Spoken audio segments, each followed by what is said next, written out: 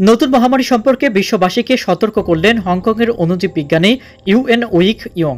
তিনি সতর্ক করে বলেছেন, আরেকটি মহামারী অবশ্যম্ভাবী এবং তা করোনা মহামারীর চেয়েও বেশি ক্ষতি করতে পারে।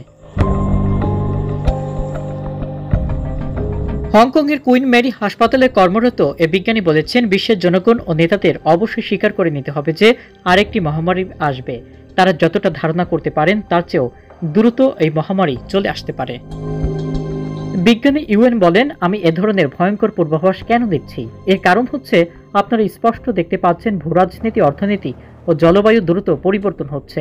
রাজনীতিবিদদের দ্রুত বোধে ফিরতে হবে এবং বৈশ্বিক অস্তিত্ব হুমকির সমাধান করতে হবে। বিজ্ঞানী ইউএন তার আত্মজীবনী my life in medicine Hong Kong জার্নিতে এই সতর্ক বার্তা দেন। বিশ্ব নেতারা এখন জাতীয় বা আঞ্চলিক স্বার্থে বেশি গুরুত্ব দিচ্ছেন। ইউএন বলেন, দ্রুত পরিবর্তনশীল জলবায়ু ও দ্রুত বর্ধিষ্ণু সংক্রামক ব্যাধি মোকাবেলায় সর্বাধিক গুরুত্ব দেওয়া হচ্ছে।